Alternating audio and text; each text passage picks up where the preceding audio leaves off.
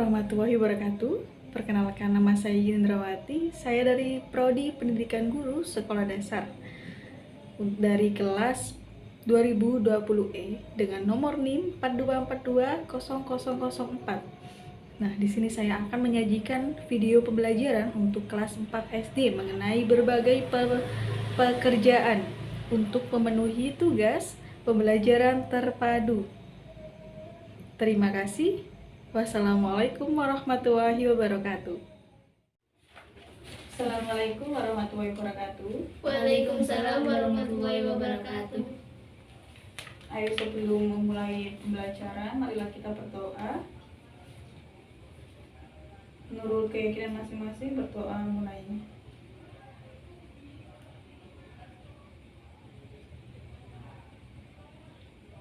Berdoa selesai. Ini semua hadir ya, Reni sama Sally. Hadir, Bu. Iya.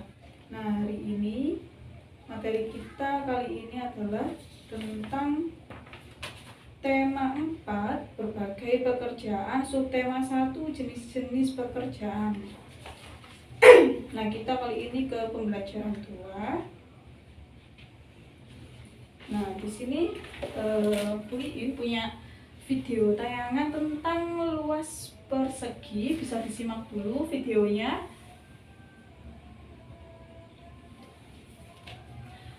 Nah, di sini ada rumus video persegi, ada rumus beserta sifat-sifatnya. Bisa diperhatikan sebelum nanti Ibu jelaskan. Kita ketahui dulu luas itu apa.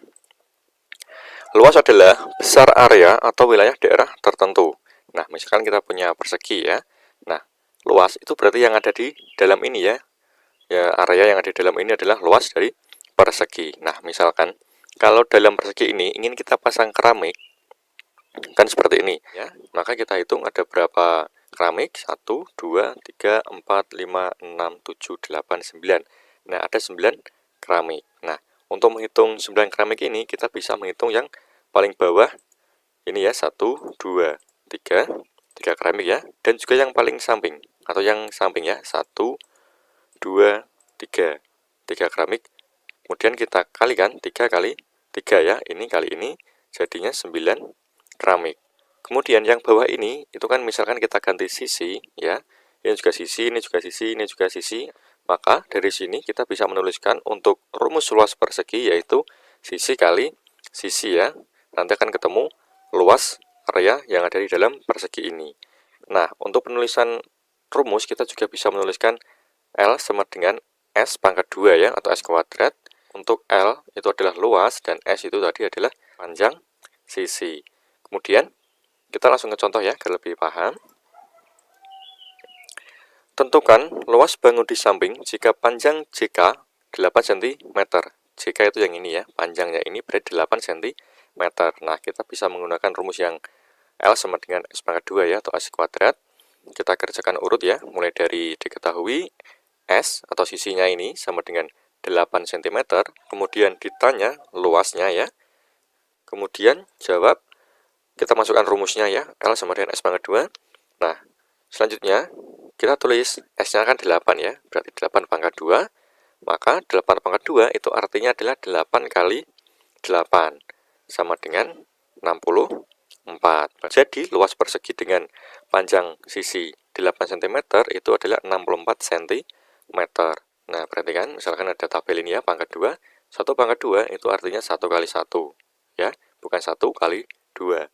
Dan seterusnya sampai 10 pangkat 2 itu 10 kali 10. Nah, Ibu mau tanya, di sini apa kalian tahu apa sih yang dikerjakan seorang arsitek? Dilihat bukunya, disimak, ayo. Apa sih yang dikerjakan oleh seorang arsitek itu? Terus apa sih yang harus mereka kuasai? Apa kalian tahu?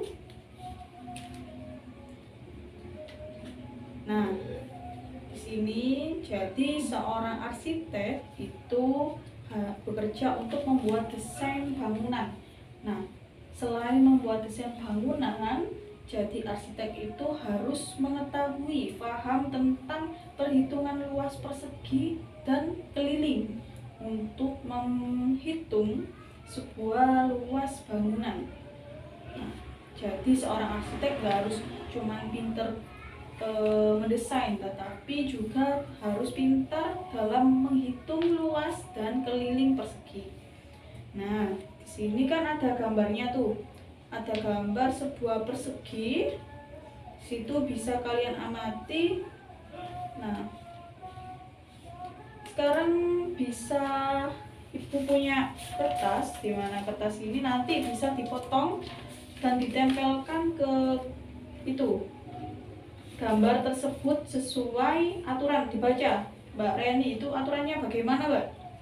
Potonglah kertas menjadi persegi satuan-satuan dengan panjang sisi 1 cm. Letakkan persegi satuan sehingga menutupi seluruh permukaan persegi.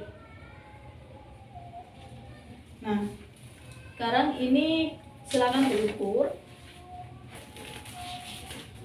Lalu nanti digunting sesuai. Oh, yang penting dari papat. Silakan digunting sesuai panjang. Setiap panjangnya 1 cm ya, untuk menutupi semua permukaan.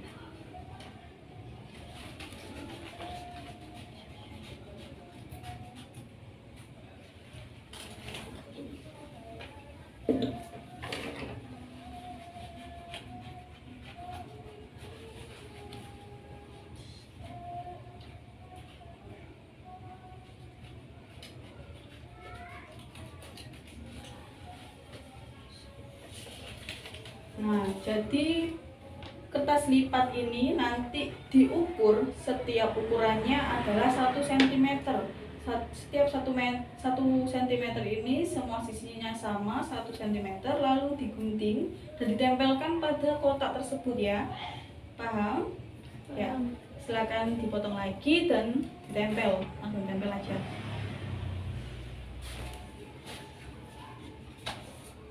Panjangnya 1 cm ya. Sudah? Sudah. Nah, sekarang coba dihitung seluruh kotak itu ada berapa yang menutupi seluruhnya. Berapa tadi? 36. Dihitung dulu. Ada berapa, Mbak Reni? Ada 36. 36. Iya. Lalu yang satu sisi ada berapa kotak yang menutupi? Ada 6. Ada berapa? 6. Ada 6 kotak. Nah, selanjutnya kita beralih ke pertanyaan yang ada di situ. Ayo.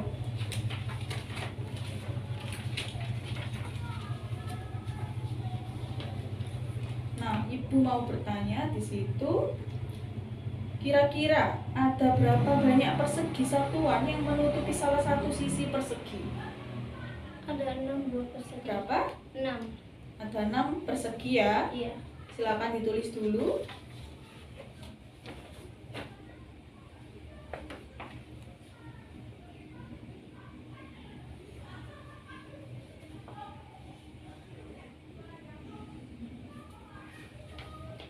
Yang kedua, ada berapa banyak persegi satuan yang menutupi seluruh permukaan persegi? 36 persegi. Iya, ditulis 36 persegi itu seluruhnya ya.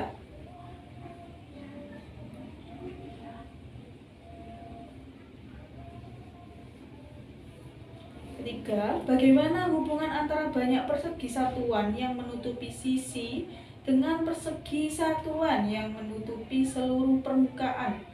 Hubungannya apa di antara persegi satuan ini? Kira-kira ada yang bisa jawab? Mbak Sally, ayo silakan dibacakan. Kira-kira apa? Bisa menjawab? Hubungannya adalah untuk mengetahui jumlah sisi pada kotak guna mengetahui luas permukaan sebuah persegi. Nah, betul sekali. Jadi hubungannya itu memang untuk mengetahui sebuah luas permukaan persegi tersebut. Jadi cara mudahnya memang menggunakan potongan kertas yang sudah kita praktekkan tadi ya. Sekarang nomor 4. Sudah ditulis? Tulis dulu kalau belum.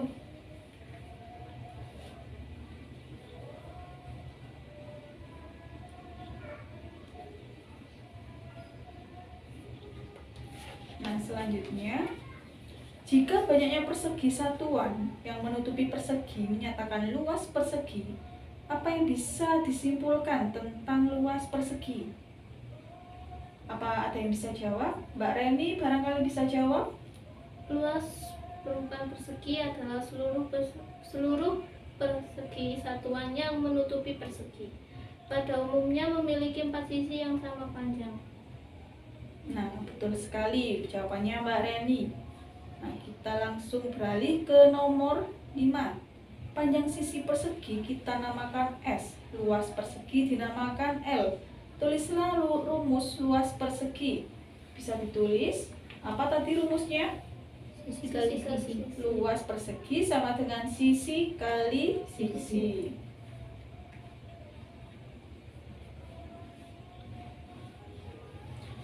Apa dari sini ada yang belum paham? Sudah. Nah, jadi bisa Ibu berikan kesimpulan bahwasannya kita hari ini tuh belajar tentang persegi, di mana arsitek harus pintar menghitung luas dan keliling persegi sebuah bangunan, tidak hanya mendesain sebuah bangunan. Nah, di sini kita menemukan rumus baru, yakni rumus luas persegi, di mana rumusnya adalah sisi kali sisi. Nah, persegi ini memiliki sifat-sifat juga, memiliki 4 sisi yang sama besar dan 4 sudut juga yang sama besar. Nah, 2 diagonalnya juga sama panjang.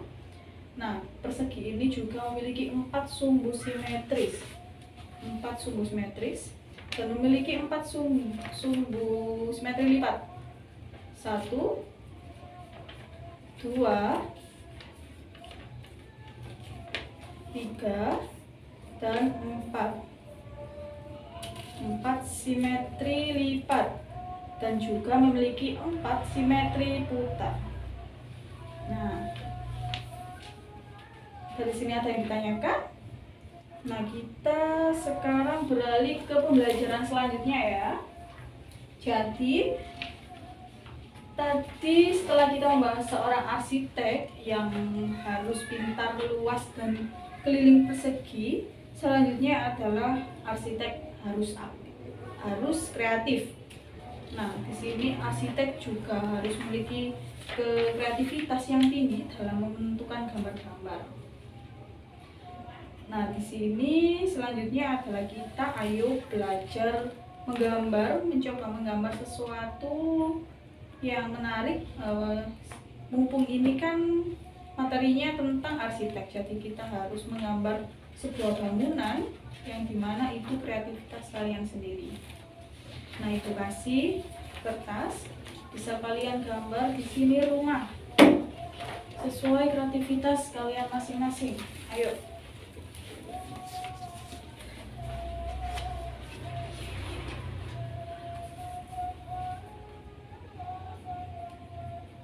Silahkan gambar rumah sebagus mungkin, semenarik mungkin.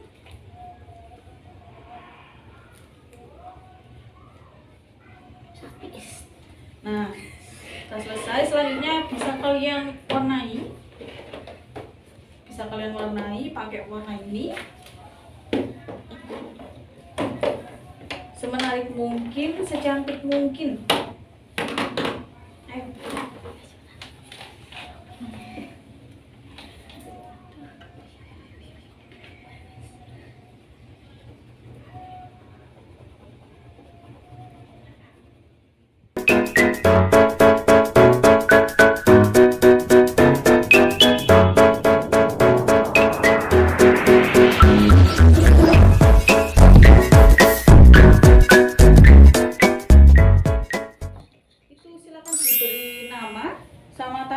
Sekarang biar tahu karyanya masing-masing nanti waktu dipajang di papan mading.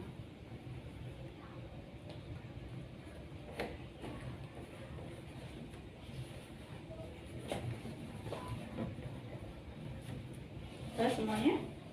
Mana? Sini, dikumpulkan.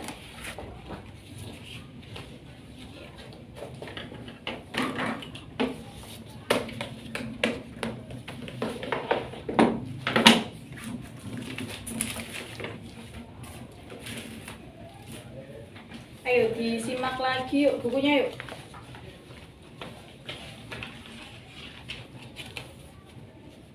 Itu ada apa? Selanjutnya. Yang selanjutnya simak halaman selanjutnya. Apa itu? Ayo berkreasi. Nah, tadi kan sudah arsitek. Yang pertama tadi apa? Kita mempelajari arsitek harus pintar mengetahui luas dan keliling persegi. Lalu yang kedua, arsitek harus memiliki kreativitas dalam menggambar. Nah, ketiga ini juga arsitek harus memiliki nilai-nilai yang baik pada dirinya. Yang dimana adalah nilai Pancasila. Jadi seorang arsitek itu harus memiliki nilai-nilai yang terkandung dalam nilai-nilai Pancasila. Nah, sekarang ibu harus menunjukkan video pada kalian. Di sini ada video sila-sila Pancasila, di mana juga ada kegiatan sehari-harinya. Untuk kegiatan sehari-harinya silakan disimak videonya. Sementara, lambang dari negara kita adalah burung Garuda. Di tengah gambar burung Garuda ada 5 lambang Pancasila. Kelima lambang ini punya arti masing-masing dalam sila Pancasila. Cari tahu yuk. Bintang sebagai lambang sila pertama. Bintang emas diartikan sebagai cahaya rohani untuk setiap manusia. Sedangkan latar belakang berupa perisai warna hitam melambangkan warna alam yang menunjukkan bahwa Tuhan adalah sumber dari segala sesuatu dan sudah ada sebelum semuanya ada. Rantai sebagai lambang sila kedua. Rantai ini terdiri dari mata rantai berbentuk segi 4 dan lingkaran yang saling terkait. Mata rantai segi 4 melambangkan laki-laki, dan mata rantai lingkaran melambangkan perempuan. Gambar rantai yang disusun dari gelang-gelang kecil ini melambangkan hubungan manusia yang saling membantu, baik itu laki-laki maupun perempuan. Pohon beringin sebagai lambang sila ketiga. Pohon beringin punya akar tunggal panjang yang menunjang pohon besar ini untuk tumbuh. Akar ini tumbuh sampai ke dalam tanah dan menjalar kemana-mana. Nah, akar dari pohon beringin ini melambangkan Indonesia sebagai negara kesatuan, punya latar belakang budaya yang bermacam-macam. Banteng sebagai lambang sila keempat. Banteng menjadi lambang salah satu sila Pancasila karena banteng termasuk hewan sosial yang suka berkumpul. Hal itu sama seperti saat musyawarah, orang-orang akan berkumpul dan berdiskusi. Padi dan kapas sebagai lambang sila kelima. Padi dan kapas ini melambangkan pangan dan sandang yang merupakan kebutuhan pokok semua rakyat Indonesia. Nah, itu tadi makna 5 lambang Pancasila. Apakah teman-teman sudah hafal Pancasila?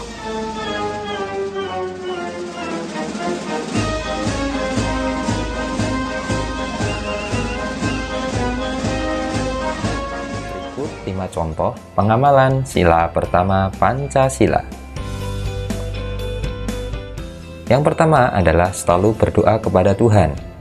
Berdoa bisa dilakukan sebelum dan sesudah melakukan kegiatan, misalnya belajar, makan, dan lain-lain.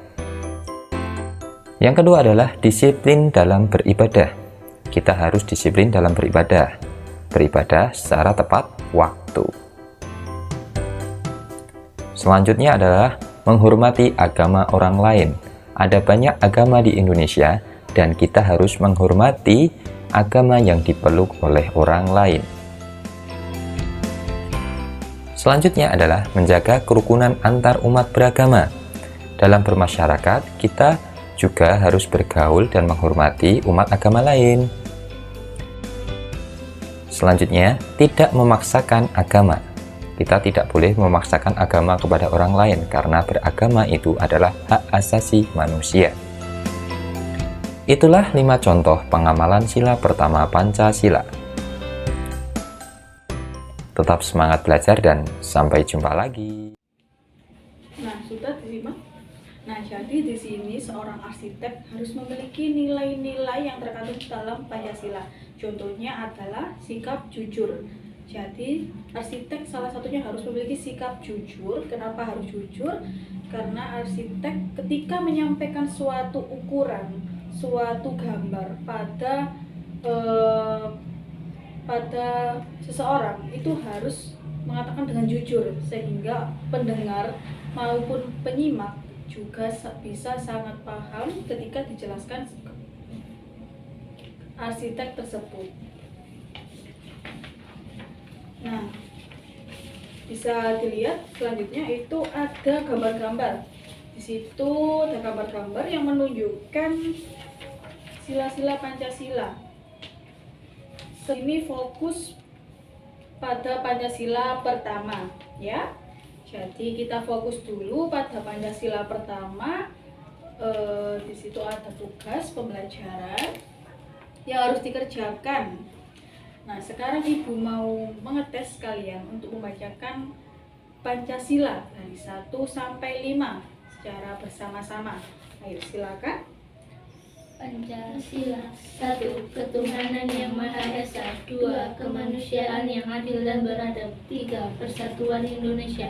4. Kerakyatan yang dipimpin oleh hikmat kebijaksanaan dalam permusyawaratan dan perwakilan.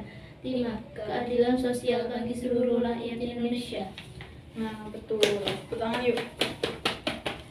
Nah, yang kita pelajari kali ini adalah nilai-nilai dari Pancasila pertama, makna maupun contoh dalam kehidupan sehari-hari.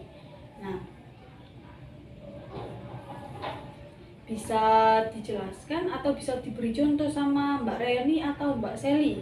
Apa sih makna dari sila Pancasila dan apa sih contohnya dari Pancasila tersebut? Contoh kegiatan sehari-hari. Mbak Reni apa bisa menjawab? Makna, semua yang Tuhan berikan kepada kita harus dijaga. Contoh dalam kehidupan sehari-hari, menjaga kelestarian sumber daya alam di sekitar kita. Makna, percaya adanya Tuhan sehingga setiap warga negara rela untuk diatur. Contoh dalam kehidupan sehari-hari, membina kerukunan hidup di antara sesama umat beragama. Sudah. Mbak Seli barangkali bisa menjawab? Sama? Oh ya. Nah, jadi di sini siapa yang bisa menyimpulkan?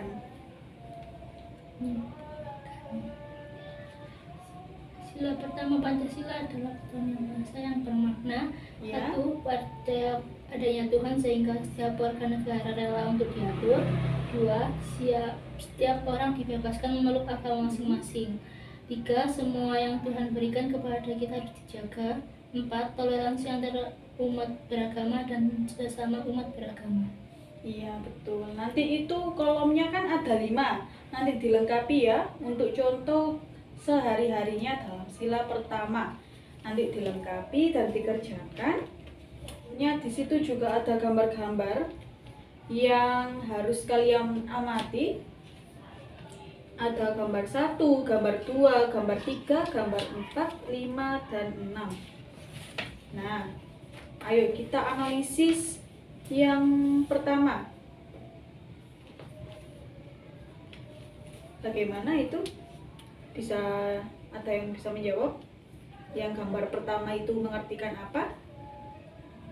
Perilaku terpuji Karena alasannya? karena menghargai satu sama lain. Iya.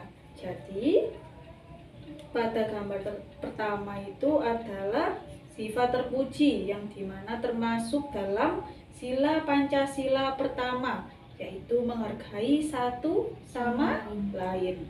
Oke. Lalu berikutnya itu apa pendapatnya kira-kira?